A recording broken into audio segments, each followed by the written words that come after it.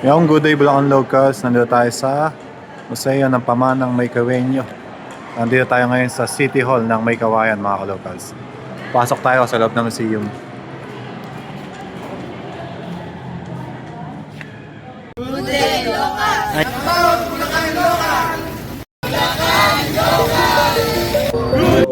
Good day Bulacan Local. So maligayang pagdating po dito sa aming Museo ng Pamanang Maykawenyo dito sa lungsod ng Maykawayan.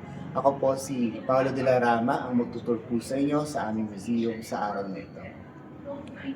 So dito po sa bungad po ng aming museum, makikita niyo po yung ilan po sa mga memorabilia po ng aming 400 years. So noong 1978 po ay ipinagdiwang ng Maykawayan yung ika-4 na raang taon bilang isang bayan. Ang aming bayan po ay naitatag noong 1578 ng mga Franciscan missionaries na nanggaling po sa Intramuros, Manila. And then noong 2006 po kami po ay dineklara bilang ikatlo na component city dito sa Bulacan sa bisa po ng Republic Act 9356. So dito naman po, itong site po na to is nagpapakita po din sa aming mga culture and traditions ng aming different barangays dito sa Maykawayan. So ilan po ito sa mga lumang larawan nung panahon po nung 1930s dito sa Maykawayan. Nandyan po yung simbahan, yung poblasyon, yung Bulo Street namin dito sa Maykawayan. And then ilan po sa mga kagamitan na nakikita natin sa mga kabahayan noong unang panahon. Yan. Then dito rin po, may iba po tayong mga larawan ng mga lumang bahay dito sa amin, sa Maykawayan, noon at ngayon. So, meron po tayo diyang itong tahanan ng pamilya Urrutia na nasa Acuzar na po ngayon. Itong lumang tahanan sa harap ng lumang munisipyo namin at yung Gallego Pansiteria. Existing pa sila, sir? Ang existing na lang po ito, yung Gallego Pansiteria. Pansiteria. Pero wala na po yung Pansiteria, yung bahay po. Yung bahay na lang Buo po. pa po siya. Eto, sir, Then, nasa Bataan na. Nasa Acuzar na po. Okay po. Then dito po sa side na to, yung ilan din po sa mga lumang larawan, yung tulay ng sa Kabayanan, yung Puente de Maykawayan na nabomba po nung panahon ng World War II. Ang estasyon Ferrocarril de Maykawayan na up until now naman po existing pa at matatagpuan dito sa MacArthur Highway. Then sa baba, yung una naming stone structure dito sa Maykawayan, yung simbahan ng Lagolo na matatagpuan po sa Barangay Malhacan. Malhacan. So ilan din po sa mga larawan ng mga Maykawenyo noong unang panahon, noong 1925, 1947 at 1924. So ilan yan sa mga group pictures, picnic, class pictures. And then dito po sa kabilang side, yung sinakulo at yung panunuluyan na ilan sa mga lumang tradisyon ng aming lungsod. Dito naman po sa section na to, ito po ay nagre-represent naman po dun sa aming bukid area. Kami po ay lungsod pero meron po kami tinatawag dito na kabukirang bahagi ng Maykawayan. So yan po yung dito sa may bandang Malhacan, Paho, Kamalig, Pires, Iba, Lintong at marami pang iba na matatagpuan sa kabilang bahagi ng aming lungsod. So nandyan po yung araro at lumang larawan ng mga magsasaka dun sa barangay Malhacan at yung aming Santong Gapos na kinikilalang patron ng bukid ng Maykawayan na pag-aali ng pamilya Pransya, yung tinatawag na mahal na angkan ng Malhacan. Then meron din po tayo mga sample dito ng bilao at bakol. Ilan po yan sa mga ginagawa ng aming mga kababayan sa barangay ng Liptong. Hinahabi yung ating mga bilao.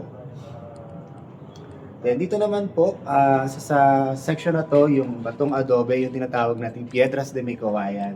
Ito po yung isa sa mga pamunahing ikinabubuhay na mga Maykawenyo nung panahon ng mga Kastila, kung saan yung mga bato na to ay minimina dito sa aming lungsod at ginagamit sa pagtatayo ng mga bahay, tulay, muog, at mga structures na gawa sa bato. So kung familiar po kayo dun sa walls of Intramuros, yung karamihan po ng mga bato na ginamit sa pagtatayo ng muog sa Intramuros ay nanggaling dito sa amin sa Maykawayan. Okay, dito pala nanggaling iba, no, sir? Yes po. Isang malaking minihan po kami dati ng adobe.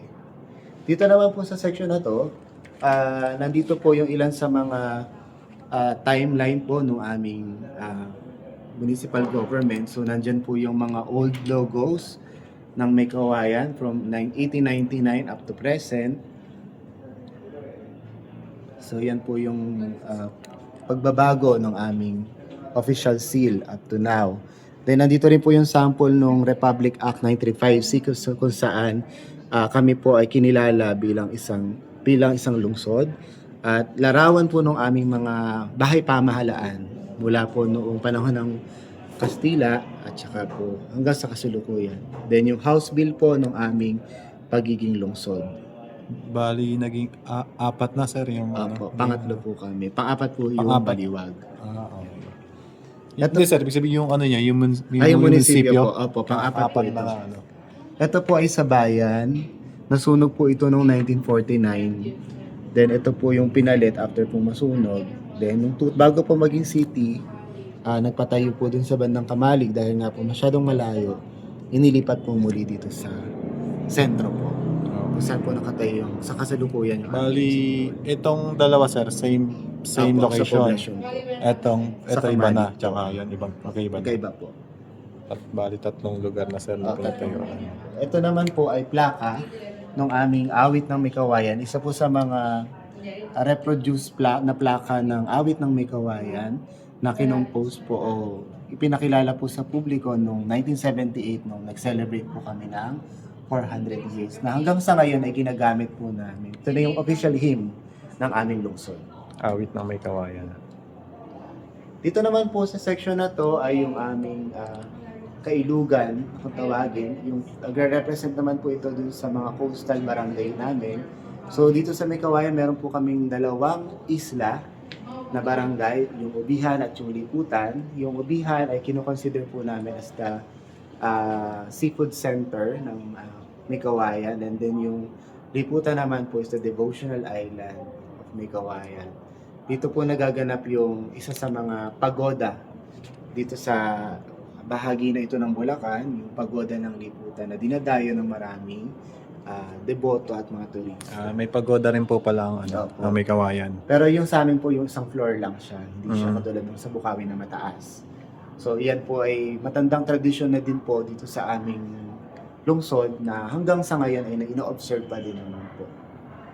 Then meron po tayong bakya dahil ang May Kawayan po ay nakilala din po noong panahon ng 1970s to 1980s na gawaan ng mga bakya dun sa mga barangay ng Bayugo, Lungos at Bangkal. Sa ngayon sir, meron pa pong gumagawa. Sa barangay Lungos po. Pero ngayon Barangay po kasi, Lungos. dati ginagawa po siya from raw hanggang sa magkaroon ng finished product. Ngayon po, nilalagyan na lang ng dahon kung tawagin po nila. Then dadalhin na po sa Divisoria o sa Manila para po ibenta. So pag dumating po dito, gawa na siya na kahoy, may pinta na din. Tapos yung palengke po namin, nung bago din po masunog, noong 1949, yan po yung aming public market. Ito naman po ay diorama nung Battle of Langka na naganap noong December 17, 1896. Isa po ito sa mga pinakamalaking naging labanan dito sa aming lungsod na ginanap sa barangay ng Langka. Ito po ay pinangunahan ng aming bayani na si Siriaco Contreras kung saan ay nakipaglaban sila dun sa mga Kastilang mananakop nung panahon na iyon. Although natalo po yung battle, ito po ay kinoconsider pa rin po namin na matagumpay dahil after po nung battle na to ay nagsunod-sunod po yung mga labanan na dito sa Pinagrealan, sa Kakarong de Pandi, sa Biak na Bato. So, parang pinagtatagni-tagni po ng mga local historian natin na maaaring magkakarugtong itong mga republic na to, yung mga battle na naganap dito sa Bulacan. Then ito po yung ilan sa mga larawan, mga sketch po nung, dahil wala po kami makuhang pictures, pinasketch na lang po namin yung itsura ng aming mga bayani. Yan, si Siriaco Contreras, ang aming tinaguriang bayaning limot. Si General Andres Pacheco, isa po sa mga nanguna din po sa labanan sa Langka. At si Liberato Exaltacion, ng aming ikalimang punong bayan.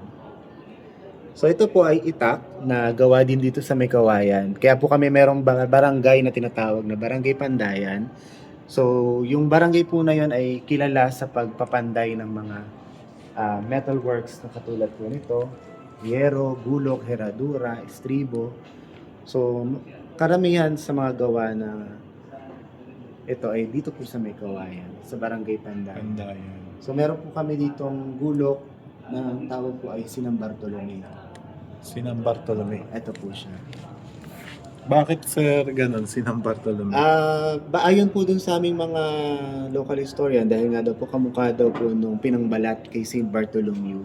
Kasi si Saint Bartholomew po ay isang apostle na binalatan ng buhay. Okay. So, kahawig daw po nung Ginamit.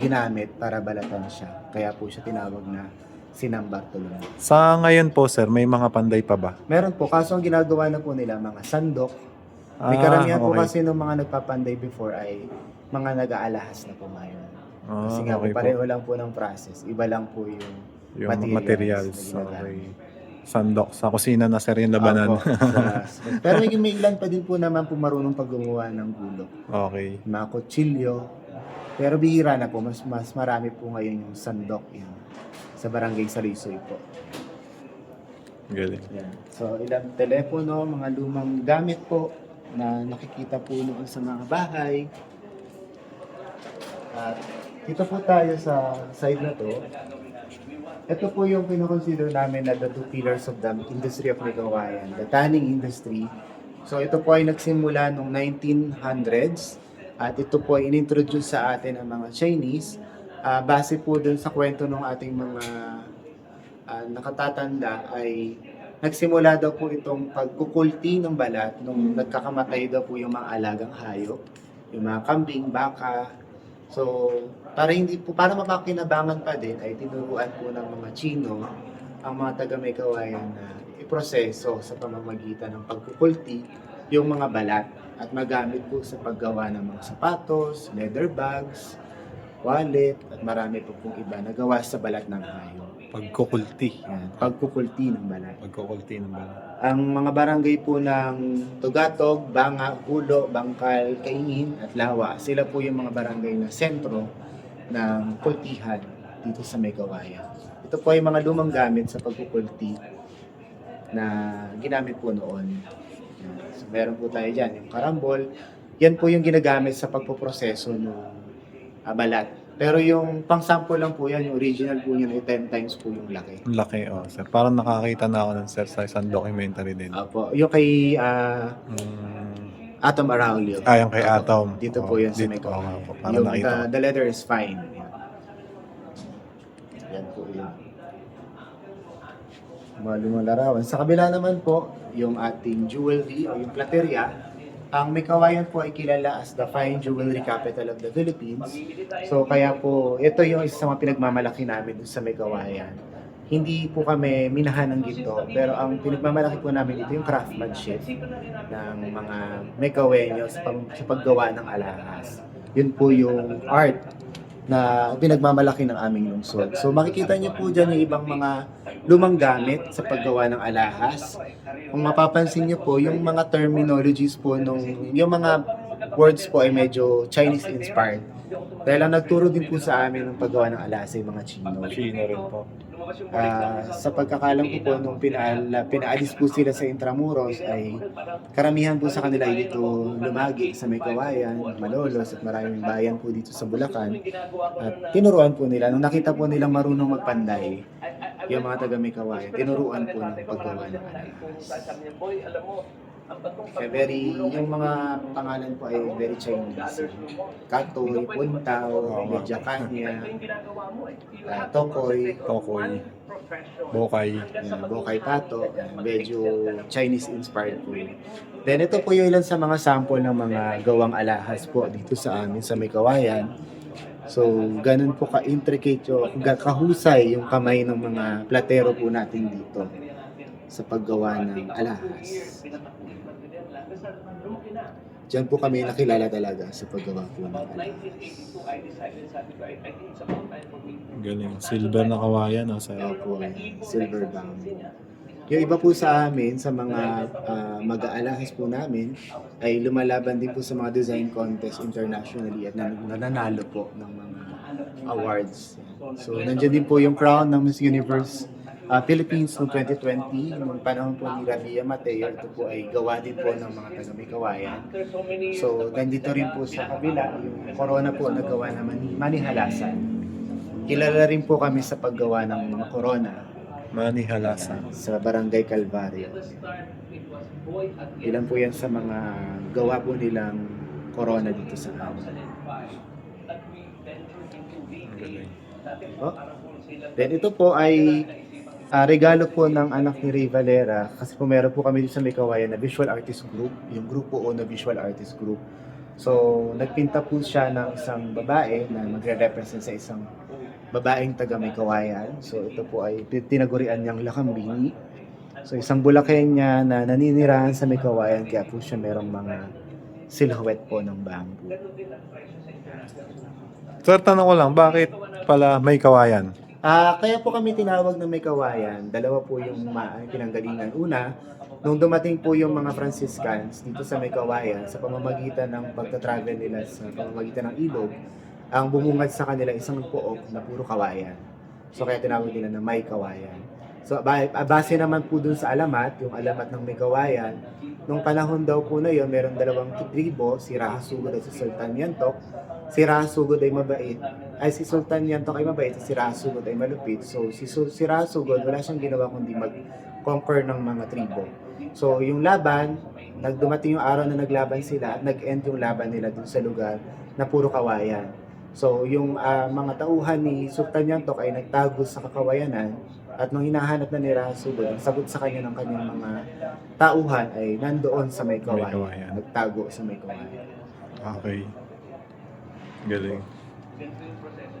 Yan po, ilang gamit po yan. Mga lumang gamit din po sa paggawa ng alahas. Ito po ay donasyon ng aming mga pag-aalahas dito sa aming pamahalang lungsod para mas marami po maka-appreciate at makakilala kung ano ba yung mga pinagmamalaki naming kultura at sining dito sa aming lungsod. Natin yung ating pasyal masaya kay Madam Lian.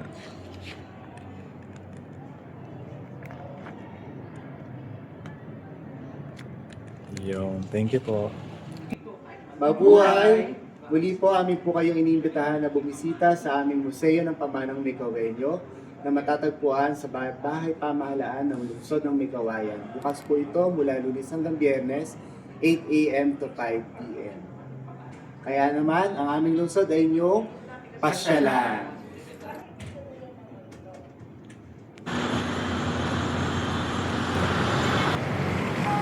Kaya mga ka-locals, pasyalan niyo yung kanilang museum tuwing Lunes hanggang Biyernes, mga ka-locals. Ayan. Pag-aralan natin ang ating kasaysayan, alamin natin ang ating kultura, mahalin natin ang Bulacan. Let's go!